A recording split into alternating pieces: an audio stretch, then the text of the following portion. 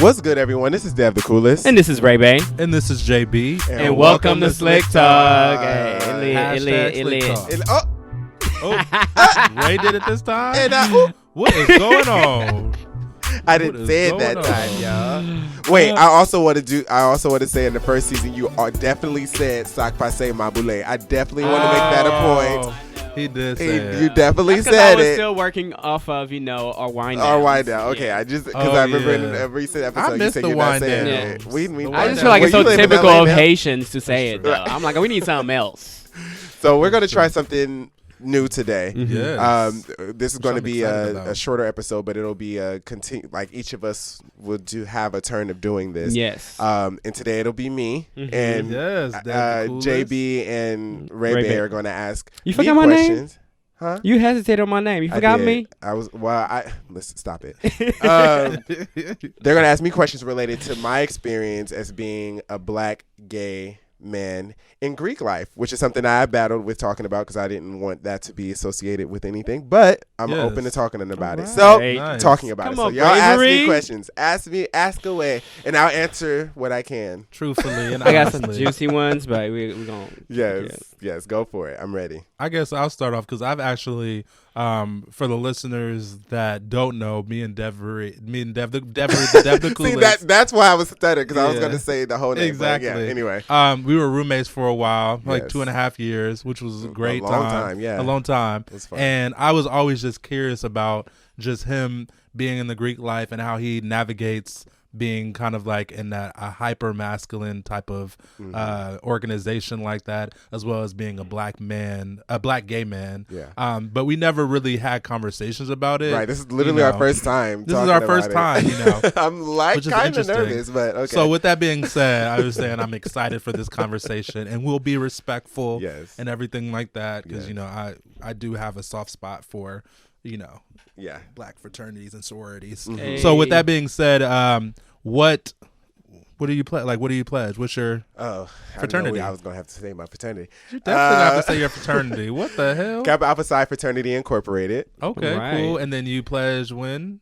Spring 2012, Gamma Alpha chapter. Yes. Cool. That's really dope. All right. So in the beginning, what was your mindset going, and not when you started this thing, but what was your mindset going in on why you wanted to join this organization specifically, but then also kind of like why you wanted to be Greek to begin with? Yeah, so when I was in high school, that was a time when Stump the Yard and what was it with Nick Cannon, Drumline and all the black HBCU situation was going on, and from that, to be transparent, that is what sparked my interest in Greek life because I'm a first generation college student, so I didn't know anything about college beyond what was fed to me.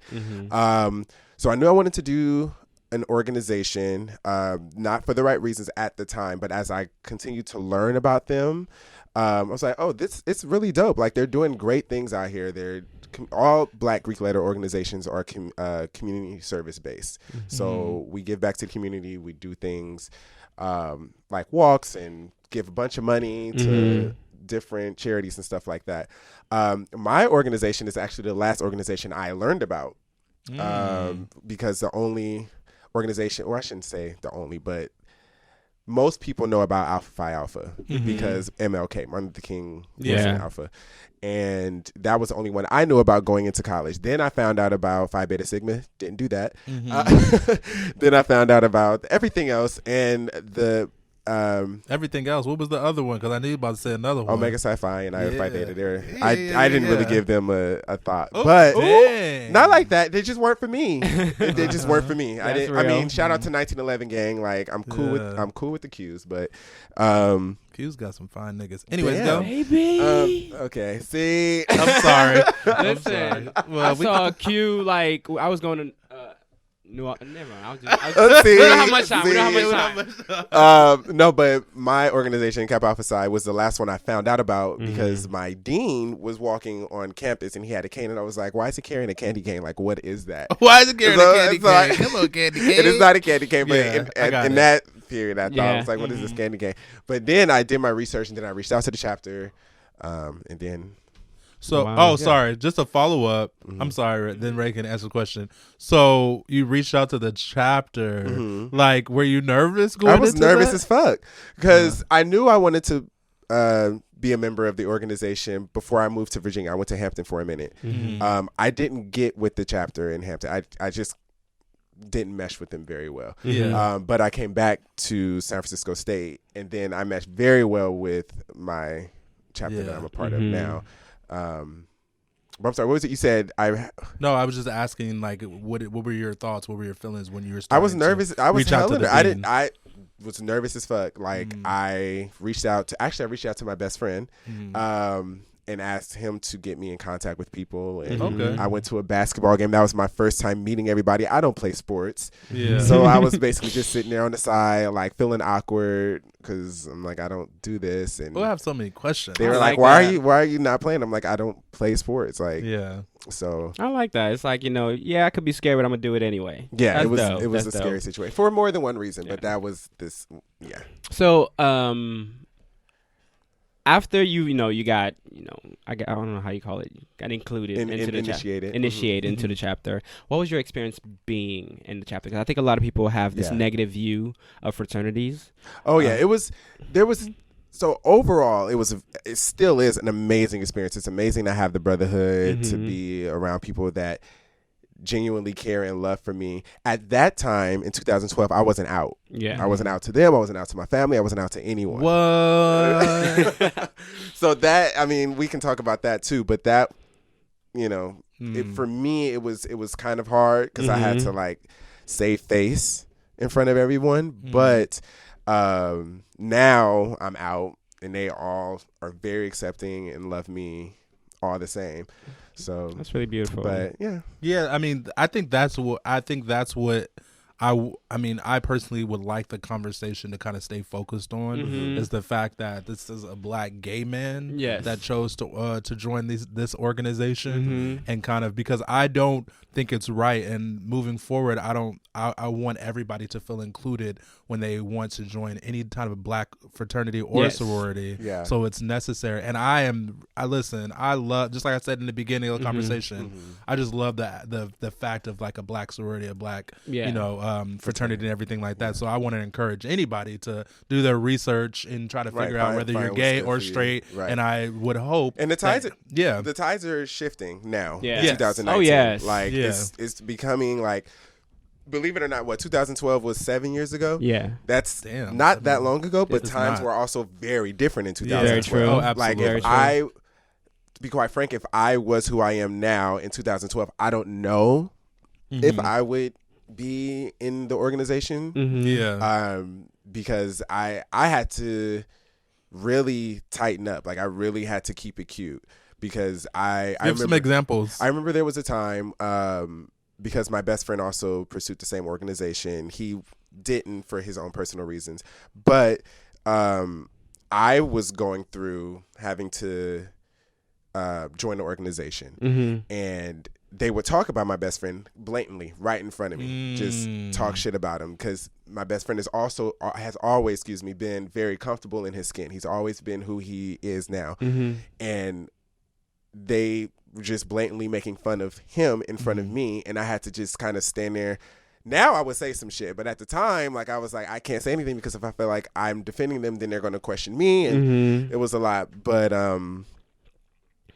yeah, I think now the conversation has shifted. It's changed. Like, there is a blatant, open conversation about gay people being in Black Greek letter organizations. Yeah. And it's a bit more accepted. So that's beautiful. A bit more accepted. I'm trying to see what questions I have. You mean you're trying to? I know JB got a list. I mean, you said a lot. Yeah. A lot of the questions I did have, you answered. Yeah. Okay. I wanted to ask. Well, let me ask this question while you're thinking about it. Okay. So, do you think there will ever come a time where, like, your Greek organization will start doing things that benefit and kind of like help out the LGBTQIA community? I hope so. So, my organization specifically has this very, very misconception of being like the gay fraternity, which is not the case at all. Like every organization has gay members, fraternity and sorority. Yeah, I've seen some memes. Debunk that now. But I don't think, because we have to look at the whole United States. We have the Southern, the Bible Belt. We have the South. We have the Midwest. We have different components that make up the organization. And I don't foresee in the near future there being any efforts to contribute to like any LGBTQ charities. However, I think we've made steps in being in accepting, or some organizations are accepting people that change their gender, that are like transgender. Oh, okay. So, that's awesome. I think that would really, I would say, in addition to asking that question, I would just encourage and motivate people that are a part of that community to take a look at it and try to explore possibly giving back to the LGBTQ community, because in an essence, like, you know, the tides are changing like you said, and they're starting to become more inclusive with that community. That can inspire other people to start pledging and to, you know, be more active in the community, because overall, you said to begin with, like, this is this community-based like organization, and you want to give back to the community. Well, the LGBT community is part of that community. So it's important to make sure that you don't, you know, forget them and inspire younger black men, you know, however they identify, to join the organization, so you guys can be stronger and, not be more scared powerful to join because of their sexuality. Like, that that was my thing. Like, I would never regret my decisions, still don't, but it was really hard for me in that period, because I was like, I'm really neglecting my sexuality right now. Like, but you also probably were still finding out and kind of like figuring out the kind of components of everything in the sexuality. Yeah, I had just broken up with my ex-girlfriend. Like, I was, well, not just, it was a year before, but like after I broke up with her, I was really in a space of exploring my sexuality and like figuring it out. And then this happened. And so it was like, I had to put that on pause. And then when you're in the organization, in college life, you become the organization. Like, it's like Dev the Kappa. Like, that's just how I'm known at that point. So now I'm holding not really holding the organization on my back, but I'm associated with the organization. So I have to present myself in a way that is okay and acceptable. Quick question. Now that you're saying the time have changed, have you seen more openly gay members in the fraternities in general? Yes, probably more south, than in 2012. You said more in the South. I feel like more down south. Would you think? Maybe. I think Instagram is what's really keeps everybody, like, that's how I find and meet people, is via Instagram and social media. But I'm seeing it's a bit more accepted. Or, you know, not everywhere. It's not accepted everywhere. But yeah, I've been hit up in my DMs by some alphas and some sigmas and every organization. It's funny, I was actually almost an alpha when I was in college. We won't talk about that. I went more towards, that would have been different. That would have been different. No, I just went more towards like the activist side of everything. That took a lot. But how do you feel about like gay fraternities nowadays, like specifically for gay members? Okay, so which are majority and primarily white, right? White based. There's a lot of white. There's definitely a lot more lesbian, gay, or women based organizations, right? But I don't know. Like, I'm cool with it, but my issue is when they try to take on components of organizations that have already been established. Like, I know there's a woman fraternity that's catered just for lesbians that take on attributes of Omega Psi Phi, and it's like, no, absolutely. Why? Like, do your own thing if you're going to do it. Like, and then you have on the other side, you have these men interested in AKA, like Miakas that like do the shit that AKAs do, and like, I don't like. I'm not cool with that. Like, if you're going to do it, do it. I'm not cool with that. Yeah, if you're going to do it, but don't take on like our attributes as organizations. I think I do see fraternities and sororities are very like protective of their tradition. I mean, listen, as they should you see so many people shimmying now, it is so annoying. Like, Chris Brown does it blatantly. That dude that doesn't talk, go damn whatever. You know what I'm talking about? I don't know. He's like Latin, and then a dude like. Oh, okay, he's very thin. Dan. Yeah, he's very thin. I can't think of his name. Oh, I know he does the thing. Yeah, exactly. Okay. He shimmies all the time, and it's like, well, that's our thing for my organization specifically. Like, and now people are kind of like taking these things that are sacred and hold true for us and making it a thing that's. I've seen it, and it's literally, I mean, me not even being part of an organization, I see it and I kind of feel a certain type of way about it. Because it's like we created, especially black fraternities, those fraternities were created specifically for us. For them. You know what I'm saying? So to end it real fast, I know we have probably 1 or 2 minutes left.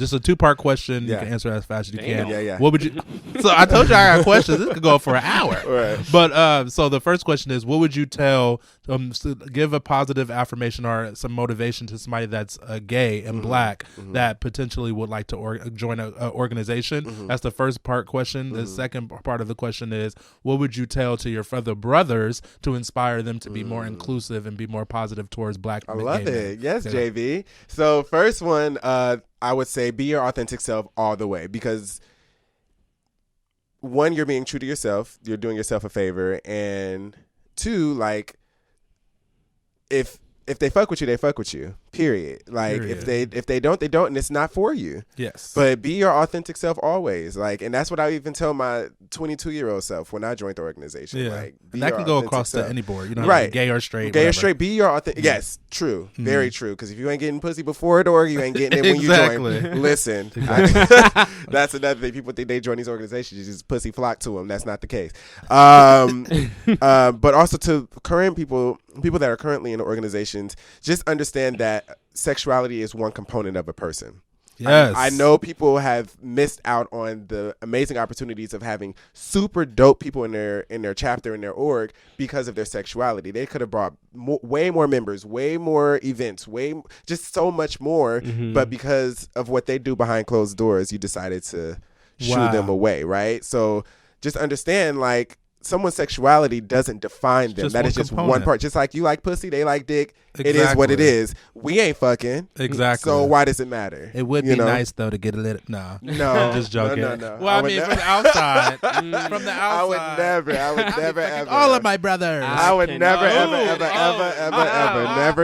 And on that note, like, so much worse with they're brothers. Really my brothers. Like I totally get that. And we've had that conversation before. Deborah's like, nope, they're off limits. I'm like, I respect that. Me, on the other hand. Right, I'm not in your organization. Right. And on that note, we're going to go ahead and wrap it up. I can't wait for y'all's, though. I appreciate you sharing that with us. I'm trying to figure out what you want to question me about. We'll figure it out. We'll see. But I appreciate having this conversation. I appreciate you being open and honest. Shout out to your organization. Yes, Kappa Alpha Psi Fraternity Incorporated. Hey, about January 5th, 1911. Okay. Anyway. But yeah, so this was a great conversation per usual. Yes. Thank you guys so much, but that's a wrap. Yes, thank y'all for allowing me to be vulnerable and open. I wasn't going to talk about this, but I did, and here we are. Thank y'all for listening. See y'all next week. Yes. Bye. Love y'all. Cheers. Take care.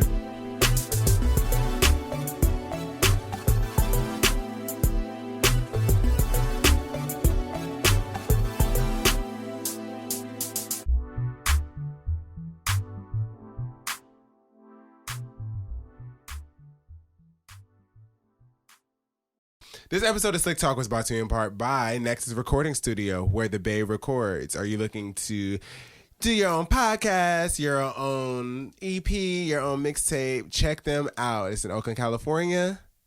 That's where we record. And it's amazing.